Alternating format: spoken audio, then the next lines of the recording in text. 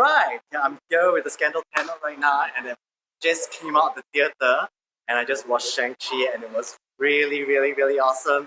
And oh, who is that? Oh my god, it's so good.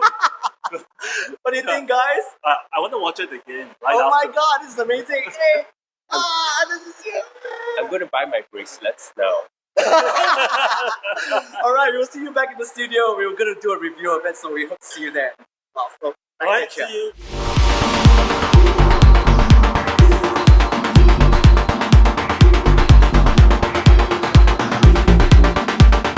Hello everyone, welcome to the Scandal panel, and we're now here in a very different setting right now. We're here at this music studio at the Tanglin Shopping Mall. Right, well, center because we tried to come here to KTV, but the Vietnamese lady shut it down, so we have no choice but to talk to you guys lah.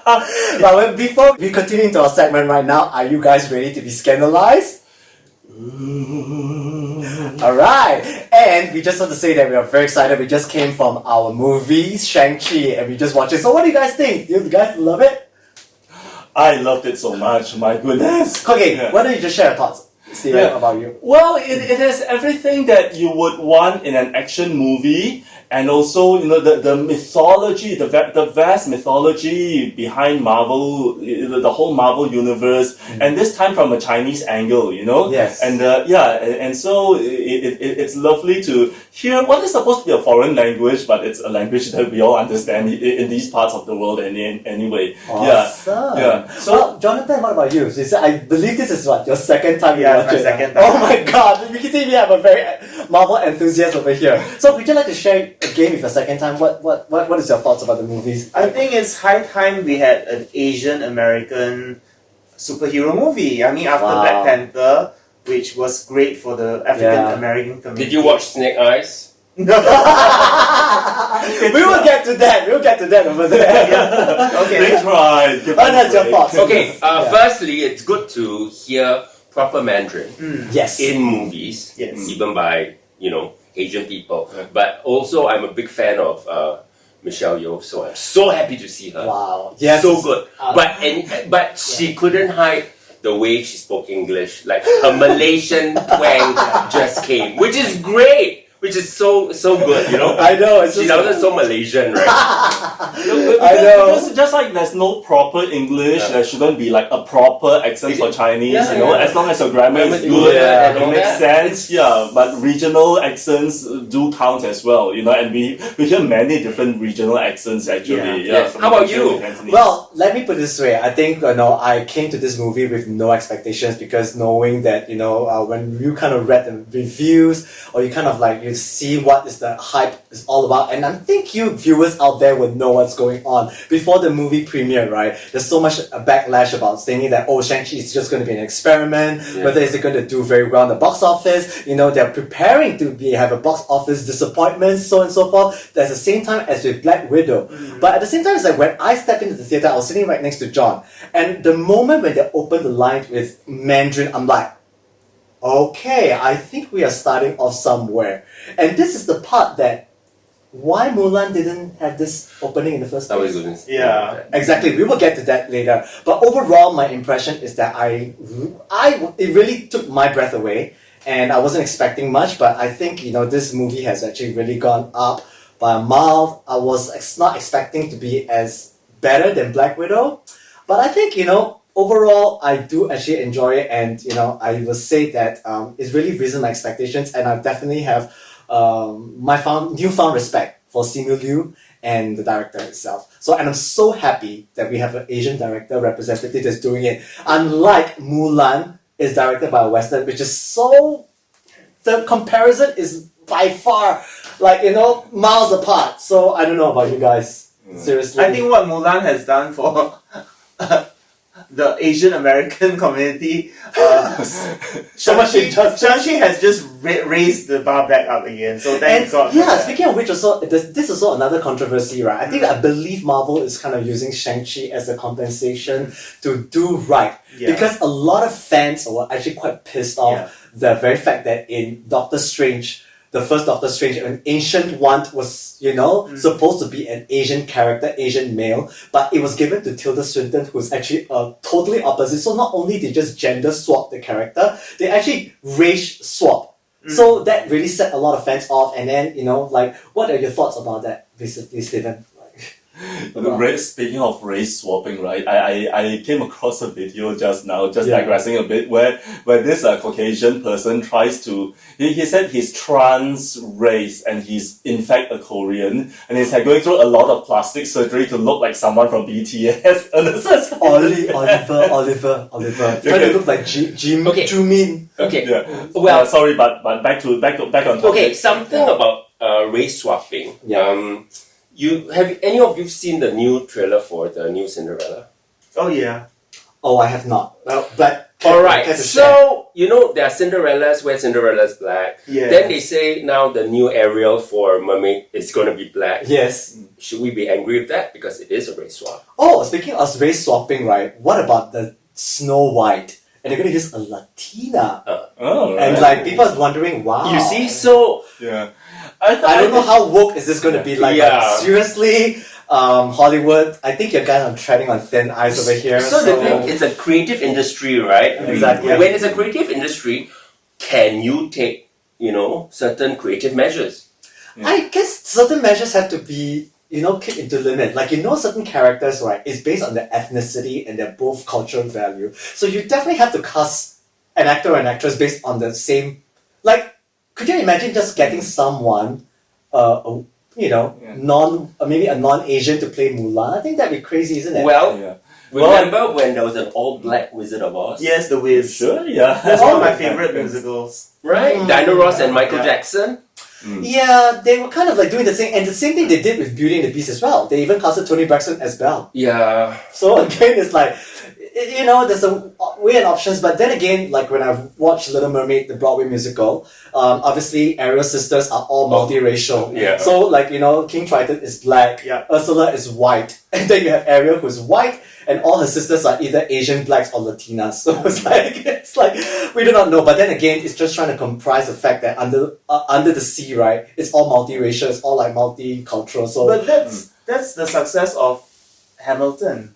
Hamilton was a white historical character. All these And historical entire characters. cast. Or anyone watch are all Bridgerton white, but on that's Netflix? lovely. I caught bits and pieces. Yeah, of that. so you Yes, see yeah. everything was multiracial. Yeah. And even they also actually race swap the main characters in Shadow and Bone, Yeah. where actually the main characters, Alana, she's actually supposed to be a Siberian white, but they decide to make her Asian. So to me, I find that it's the way they change the storyline, I feel that it does justice. So if you can, in such a way that you kind of like you do switch around the storyline, it's kind of fine. So I feel that like certain characters like Ariel, Cinderella, it can be ambiguous, but if you're going to talk about Snow White, hello. Well, it's How in her name. and then this Latina actress is like she's on the tweet said I'm not gonna have my skin painted. Well, I'm like, hello, what's the name of the character? Yeah. So it's not this. There's a weird option. So, but back to the point, right? What I'm talking about for Marvel, what they did in Justice for Doctor Strange is because they used Tilda Swinton. And although I love her. Oh, I love her as I well. love her. There's Did no a great doubt. job. Yeah. Yeah, there's no doubt about it. But then I came to understand the reason why Marvel actually did the race swap and the gender swap thingy. So for those of you out there who watch this, right, if you do not exactly know what's going on, before you start pointing finger at Marvel and saying they're race swapping or whatsoever, let's put it this way, okay? No matter what, Hollywood is still want to cater the movies that is still market to Chinese people as well. And don't forget, the character of the Ancient One is supposed to be Tibetan. Yes. And let's look at this political situation. Tibet, China, Yeah. so a lot of things that Marvel had to tread on thin. It's careful not to tread on thin ice. So therefore, it's like there's the reason why they had to do the race swapping. And of course, I feel that it's very justified to me in a sense. But more than ever, I still feel the cast is very well casted. Do you agree that way? I think it was very very well casted, yeah, Yes. and it spoke of the Asian American experience and it appealed to lovers of Chinese mythology. I think it will appeal to the big market of China and all of us ethnic Chinese. Yeah. in other parts of the world. Exactly. I do have a question though. You know that Black Panther was a big revelation for the African American community. Yes. Shang Chi, of course, it's doing the same for Asian Americans Yes. and of Yes. course Greater Chinese people everywhere. Do you think that there will ever be a Singaporean superhero, and will we be just as supportive of one of our own making it to the big screen internationally? So now you're talking about country, because we're talking about Black Panther is the black race, Yes. this is the Asian race, and Singapore is a Chapalang race. That's very true. Because Singapore is more or less represented as a nation. It's not really like a particular race itself. And I think for people out there who knows where we're from, I mean, Singapore is basically a very multicultural. So it's not only just Chinese itself. For those of you uneducated people out there who still think Singapore is part of China, shame on you, right? So anyway, it's like Singapore is still a small island off the Southeast Asia. Well, and if it's going to be very current, maybe the superhero will wear a tudong. But speaking of cultural, let's not go there. but when it comes to cultural wokeism, or if you can label it, we will get to that later on. So I guess I'm glad that you guys watch it. So basically, on the rate of out of 5 popcorns, what would you rate it? But one thing I want to ask you guys. Yes. There are certain parts of the movie where I thought Aquafina stole the show. Oh yeah. There's just something about it. If you think about the movie, suddenly Aquafina's face pops into my mind. Yeah. Right? Yeah. Did she outshine Sammy? I thought she held her own. Yeah, she held her own, but you know what I mean? Obviously, she definitely, let's put it this way, you need to have a very good sidekick in order for you to outshine. This is what, like in Shanghai Nights, you have Jackie Chan, with Owen Wilson. Yeah. Right. So, again, that's why it's kind of like knowing how to play the weights, obviously, when you, even with Black Widow as well, you have like ScarJo is definitely the main character, but obviously you have Florence Pugh who's the supporting, and she obviously kicks ass, and she obviously, she's a stand-up She held her role. own. Can I just say, because Shang-Chi doesn't have one but 2 sidekicks, and I love the little sister character. I thought she's so fierce, when she first appeared and beat him up. Oh yeah. Oh, no spoilers. But she's so fierce. I want her to release a disco album, a dance album, where she just talks with a lot of auto-tune and then does a lot of fierce choreography with martial arts in the music video. Speaking of music video, don't you think that, anyway, disclaimer, right? For you, those out there haven't watched it yet, please go watch the movie. And this is all going to be a spoiler review for sure. But then again, it's like, the whole dancing with the dragons, the mother and the father, and it's like, I felt that was really good martial arts. I really thought that it was going to be very cheesy. I really thought when I saw the trailer, I'm thinking, oh my god, all the spinning around, dancing in the bamboos and flying clothing here and there. That's like, oh my god, that's so Crouching Tiger, Hidden Dragon. But I think I was actually quite blown away, but this time the choreography would take me to another level. Yeah. It's not just only like a martial arts, but it's almost led to a kind of a dance, which kind of like, it really shows stylistically of these 2 characters falling in love with each other, which I think that's kind of a very nice touch to it. I mean, martial arts is dance, actually. Yeah, if you think about it, the movements, the softness of it is the hard and soft, and I want to get a Morris. Morris, what's that? Oh, the animal. Oh, the faceless animal. If anyone knows where I can get a Morris, let us know. Alright? Disney, this is your time to market. The chicken pig. The chicken pig. Oh my god. Fall in love with Morris. And speaking of which, about the Morris is like, come on, what about the cameo character? Who would expect that we'll see Ben Kingsley? I'm like, all people. Seriously? I'm like, I think this is also another Marvel side. Fuck you to all those haters over there who've been saying that, Iron Man, the whole controversy of the Mandarin, like, oh my god, this is so fake. How can they just pull a fast one? And there you got it.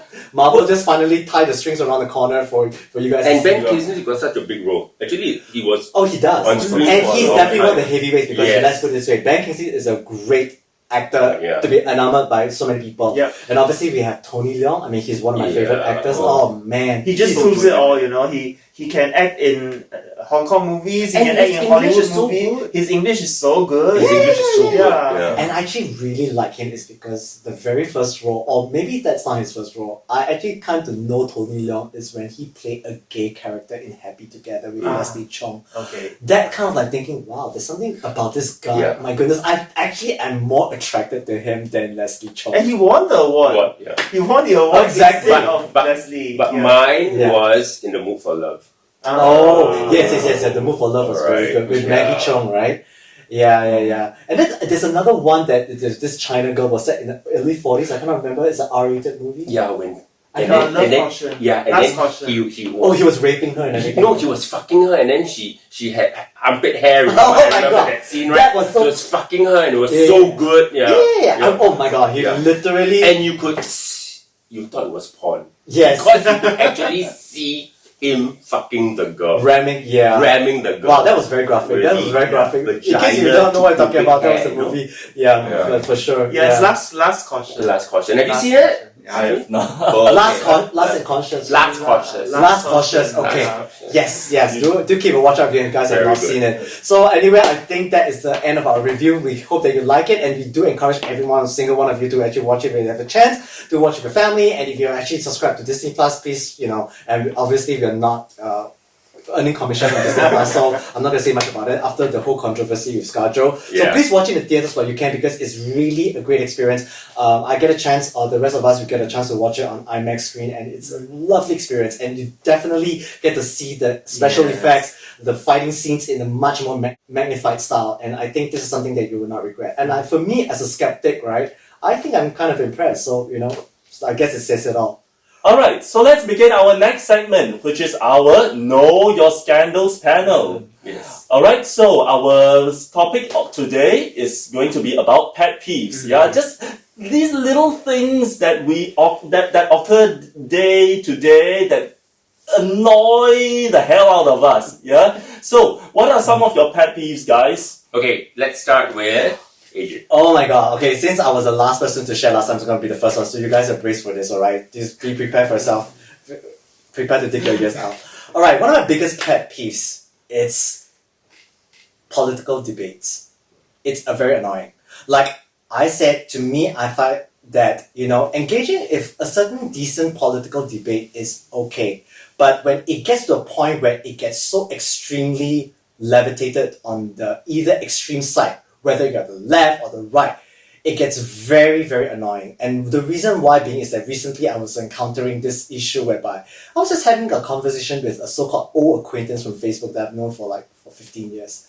And literally we just just having a good conversation, we just talk about other things and stuff like that. And obviously, he's from the US of A. And, and obviously certain things that when he starts showing me stuff about the whole situation at Kabul, Afghanistan, blah, blah, blah, blah, this and this and this and this. And then the moment he starts jumping into this whole topic of Trump is an idiot and everything, and I'm like, oh my god, am I not expecting what is going to be expected? I actually really tried to push the subject away, because to me, American politics is just not my thing. I just try to stay the hell out of it, and I just mind my own business. I'm living in the country of Singapore, so I should be minding my own Singapore politics. That's the way it is. We have our own politics to struggle with. So, but this, obviously, the next very day, it's he starts showing me news article from CNN about this flooding and stuff like that. And I say, wow. And I made a remark. It's a very harmless remark. And I said that, this is the first time CNN actually reporting something that is non-Trump hating propaganda. So he starts saying, oh, you're Trump. And I'm like, what the hell's going on? And he just went on. And I felt that the moment when I say the word Trump, right, it triggers him off. And I just got this whole barrage of why your Trump is an idiot, he's the fault of Kabul. And I'm thinking, what fault is it of Trump that just because of issues that's happening in Kabul, Afghanistan, it's he's not even the president anymore. Honestly speaking, you guys out there, I mean, all this while whereby all this issue where Trump is no longer the president and yet people are still talking about him, it's annoying. And obviously this guy must have done something to leave such a legacy for people to hate him so much. I'm thinking, wow, there's something about this guy that caused so much controversy. But why the left are so hating him? And I was the left myself, okay? As far as people I'm pretty much of a centrist. I support the people, the freedom, and about the politics and stuff like that. But if you come hard at me and try to enforce your ideology on me and thinking that whatever I think is wrong and you are right, that is not democracy. That is socialism. So let me tell you one this for sure, alright? America is not what it is, and I'm so sad and so disappointed that a lot of my friends, whom I call them as American friends, and it's like they have this whole weird agenda, and just because like anything that is not of Trump, they will go hard against. And if anything that it's like in favor of Trump, they will start to persecute you and they start to ostracize you. I even have close friends who came to me and said that they'll spit right in my face because I say that Trump is going to win the election in 2016. And am I wrong to say that? Because of that, I got so much hate. I got death threats. So, again, as such, this is a case whereby whether it's pandemic rage, whether it's, it's cuckoo out of the brain, and this to me, to round out the whole story, this is my biggest pet peeve of also, I do not want to talk about politics, and unless you're going to have a decent conversation and have a nice discussion to say how we can change each other's minds and be constructive, then bring it on. Otherwise, if you're going to enforce your ideology with me, I'll just tell you to stay the fuck out. That's about it. Other than that, you guys are all my friends. Okay, I will definitely not fall into that category because I don't even know the names of our ministers. I really stay out of politics. Seriously. Obviously, yeah. High five! Okay. Yeah. No.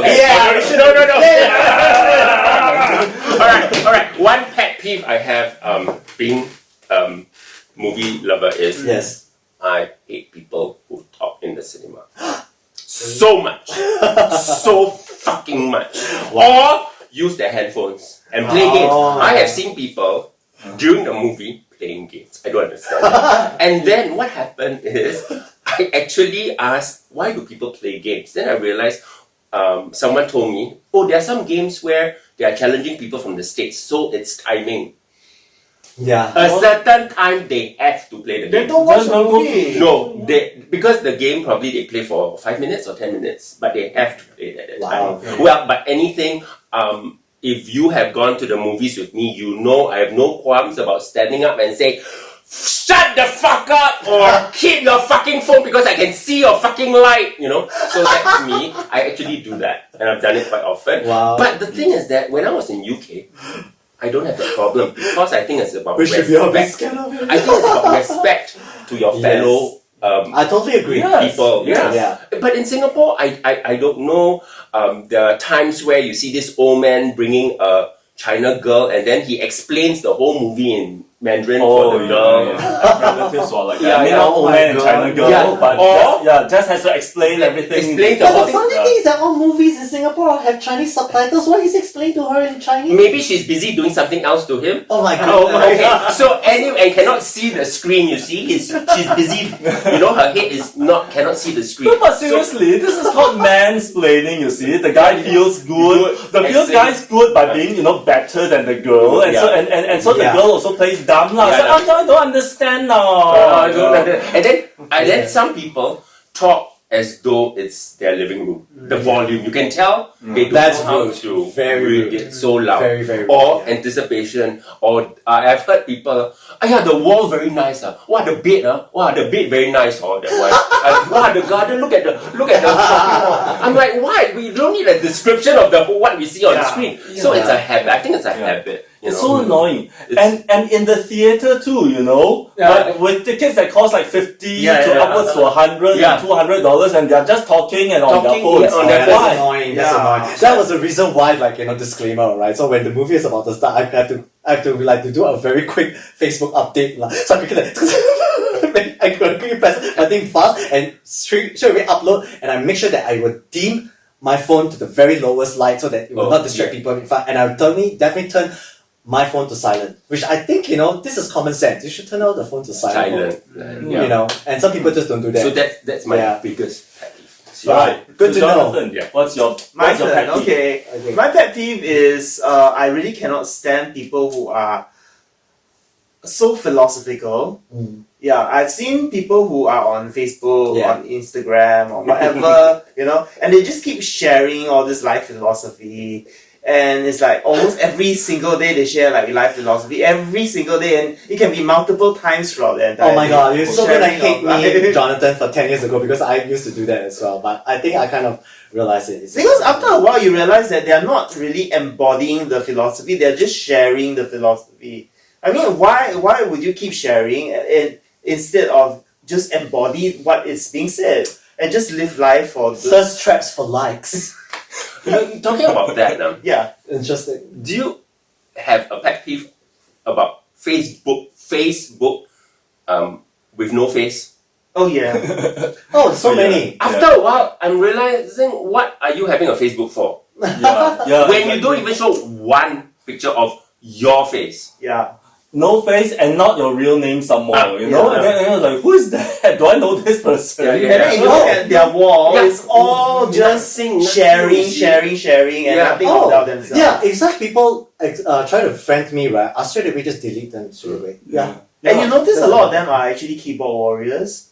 If you're actually on some forum, whatever, and then they post certain nasty comments, and then you go to their Facebook profile to check them out, it's like there's no profile fake, there is all shares, and Yeah. basically no personal Okay, but information talking at all. about that, there's another group of people that's always face and big breasts. These are First those traps. scammers. Everything is First just trap face for and big scammers. breasts. Yeah. Face, big breasts, right? Yeah. And they want a lot of face. Oh, I have a and lot of big China breasts. girls trying to Yes, add me yes, as yes, friends, you know. Oh, nice. all the time. Wheeling with the big Yeah, bosom. bosom, yeah. And then they go like, people you may know. From where? People you may know. Seriously. Oh, exactly. Like I said, disclaimer, if you watched 2 episodes ago, I was saying about this person who added me as a friend, and I said, how do we know each other? Oh, we have a lot of mutual friends, so therefore that makes you my mutual friend. I'm like, what the fucked up pickup line? But you know what? I entertained it, but at the end of the day, he trolled on my Facebook and started,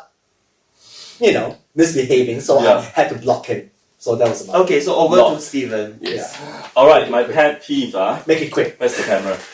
Okay, if you're one of those people who are constantly messaging everyone just random links of some whatever video or some show or some whatever with no description as to why I may like it or who that person is, and what do you expect me to just drop everything that I'm doing now to check out your video to see how funny some stupid dog video or what some politician just said or what have you, yeah, who cares? Who cares? Who cares? You don't have to send me 10 different links a day, yeah? And I don't have time for that. If I say that I don't have time, I don't have time, and I'm really not interested. And if you keep doing that to me, I'm gonna block you. Okay? I'm gonna block you on WhatsApp. Oh my God. And then if you send me on Facebook, I will block you on Facebook. And if you send me on Instagram, I will block you on Instagram as well. You understand? Yes, sir. Okay, everyone, a narrative is very important. Yeah. That too. Wow, Don't just that's send a passion. picture, and I've always thought, and so, ... picture mark. Like, put a narrative. Like, what are you trying to show us? At least tell me why I may be interested in it. Okay, a picture, fine, it's a meme. If I don't like it, it's no big No, deal. but- You know, but a video. But interesting enough, what kind of social media platform is it? Is it Instagram or Facebook or particular? It's friends, friends that friends. I are on my WhatsApp, Facebook, network. Oh, yeah. trust me, my mom does that to me all the time. She send me YouTube links of Bible verses and prayers and stuff. God bless her heart, you know she has a good heart. But me and my sister has come to a point where we're like, ignore. Literally. It's So spam. it is spam. So I every time when we had a family gathering, we'd be like, Mom, please, oh my goodness, for God's sake, please don't spam our phones, And my dad did the same thing. Videos after videos after videos. But you know what? I guess it depends on certain context. Sometimes you just have to learn to just chill out, eat it away. But if there's some people who just want to spam it just because they want to get attention, then straight away just block them. No, but a Trust me. narrative would be good. What is it about? Like, even if it's a fight, where, when, how, why, Straight away I block. Yeah, straight away I block. Yeah. Yeah. Only if you want to send OnlyFans. That's true. Yeah lah. Or Okay. our Patreon. So you know where to find. We do not have a Patreon account, but we're gonna start one soon. In the comment section, you can tell us your pet peeves and send us your OnlyFans as well. yes. So if you think you have any pet peeves or you think that please do share with us in the comments below what are your pet peeves, and we would love to hear from you. And we can promote your OnlyFans too. That's right. Okay. Yeah. Well then, how was Drag Race for you guys? All Star 6 last episode. Finals! Hey, we have a winner. Yes, and it's none other than Miss Kylie Sonic Love. And we were talking about on Telegram this afternoon, and we were like sharing so excitingly. And of course, yesterday, we had one of our members who was literally tweeting and showing the GIF. So, and I was literally saying, "Oh my god, I'm so happy, Kylie Sonic Love." And we had one member who was like, "I presume everyone has already checked in, right?" And we all know who that is. So we need someone to start spoiling first, and then the rest of us can. So unfortunately, I'm the crack guy who starts spoiling. So like, but I don't give a damn. If you have not watched, Drag Race yet, shame on you. Okay, if you're not a Drag Race fan, if you do not catch up fast enough. So in this case, it's like, what do you think of of her winning? Like, do you think the right queen won? Finally, a trans queen. Yes. But I'm happy she won. But one thing I was having a problem with is that I think her final outfit could have been better. Oh, obviously. Because, you know what? If you put her and Eureka together, if they're standing together, and they say choose a finale outfit. Yeah. She looked good in her outfit, don't get me wrong. But do you think that it's kind of strategic that she actually, all of them were kind of glammed up in the finale outfit and she came out wearing the stars and stripes? Strategic, isn't it? Yeah, but then it's still a finale outfit because being someone who used to judge beauty contests and all that, no matter how good you look, it has to fit the theme. And I think what was the theme? This is my country. This is my country. Oh no, that was the finale. The finale outfit, the runway. Eleganza. Eleganza and all that. Eleganza. You see what I mean? It's like you can, if you're in a cooking contest, you can bake the best pie, but they ask you to fry fish. No matter what, it's just not. And what Eleganza is this short? It's a beautiful dress. Shows her legs. It's wonderful, but it's not Eleganza. Okay. But I think let's give the benefit of the doubt. I think Kylie Sonic Love just wanted to make this not just an Eleganza, but an Eleganza Americana. Literally, she just did. This is my country. And so this is my country. And come on, speaking of this is my country, right? Yeah. Come on, how rigged is this? I mean, I have no issues of her winning, but come on, when Ru said, "You're going to be lip sync all to my final song, this is my country, and it's a country song," and in my mind thinking, oh my god, this is like so in her favor right now. But actually, all the four finalists are from the south. They're all from the Really? Yeah. I only know Ginger Mitch is from Florida, but the rest of them I'm not sure whether Because she's originally from Orlando, but that's also where she ended up to start her drag career. I think. And then Raja is definitely a southerner as well. Okay, since we're on Ginger Min's, what is your true opinion about Ginger Min's outfit? The final outfit? Yeah. I think she kind of broke grounds. I mean, she's very on what? An outfit with no waist? Well, Ru called it origami. I was saying that throughout this entire All Stars, she definitely has charisma. She has talent. Yes. But she also has a waist. Why would she cover her waist? I don't get that, and if you see, and plus the fact that Eureka is plus size, right? If she can cinch her waist, why can't she do the same thing? Right? So at the end of the day, it's like Ginger Minch, her drag style is very different from her season 7 and All Stars 2, where she used to do very glamour. So I'm not sure what is the ideal. She wants to carry a different image. She wants to portray this glamour toad persona. I have no idea. Maybe that's a strategic reason, but I just definitely don't really care much about her drag really this season. The runway is really subpar this season. Pretty much, but I think Ru was actually kind of like putting her in the front line because obviously of her charisma and her talent. Okay, you know how her dress looks like, right? Yeah. Does she need more width? Well, she needs height, not width. That's why Eureka was smart. She went high. Yeah. Because for a person that size, you need height, not width. And what did Ginger Minch do? expand.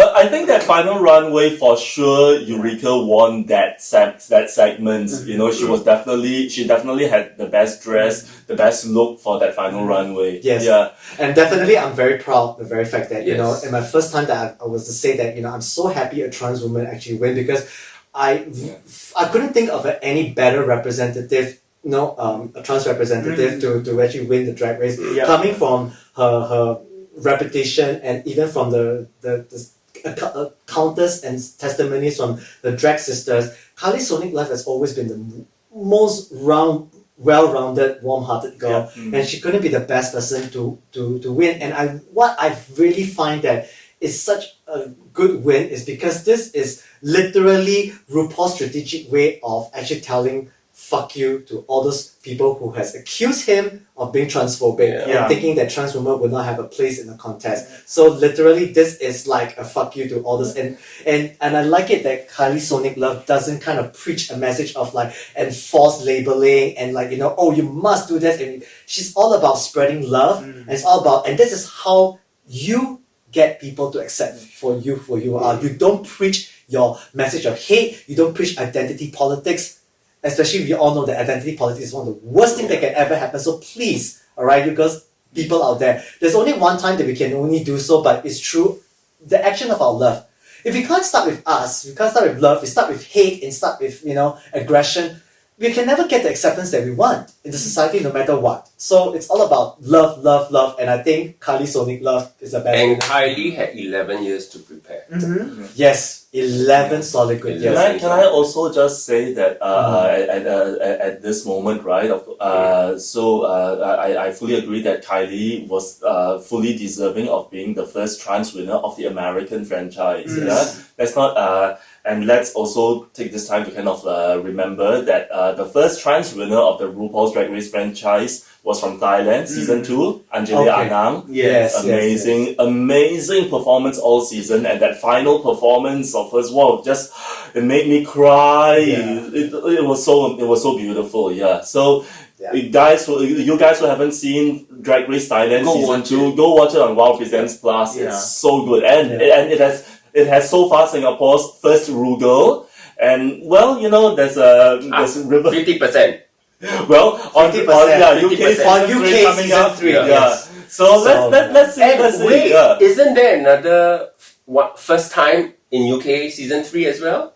Oh yes. Oh, a cis woman. Cis woman. Oh my Yes. god, yeah. So, well, Drag Race is always breaking boundaries. Yep. There's always been a lot of support, but there's also same time there's a lot of backlash Yep. about why cis women should be allowed to compete. Drag. So in the end of the day, right, drag is not just about genders. It's all about just about how you can bring the looks, your charisma, Yeah. uniqueness, nerve, and talent, and also at the same time how you can embody the art in that. Which So- also give credit to RuPaul's Drag Race for being receptive to fan feedback, you know. Yes. So at first, you know, they weren't receptive of having like trans contestants, but now after these many years of endless debates, now we see our first ever trans winner, and also the most deserving one. You know, it's not because she's trans, Yeah. but because she really fought a really good fight. The last lip sync where she accidentally slipped on her rope. Oh, that was a great save! Yeah. Oh my god, I think that sealed the win. because it's really not about how well you perform, but how well you recover. Yeah. And that was when I think RuPaul actually gave props to Raja the previous week where she fumbles doing her so-called the tell it all. The monologue. The The monologue, yeah. monologue. So she fell out, and then the moment she got back into the thing, and that was when RuPaul was very impressed with Yeah. her. And I think this is something that, you know, for all you potential drag contestants out there, I mean, really, in the end of the day, it's not about how you fall, it's how you actually pick yourself up that actually will seal you the win. And that's how it is that, you know, will deem you the potential of being a good star. That's about it, yeah. All right, I guess that's all the time we have for today. Yeah. All right. I'm hungry. All right. Thank you for joining us right now. We hope to see you on our next episode, our Scandal panel. And before you go, we'd like to say, be ready to get scandalized. Bye. Bye-bye. Bye.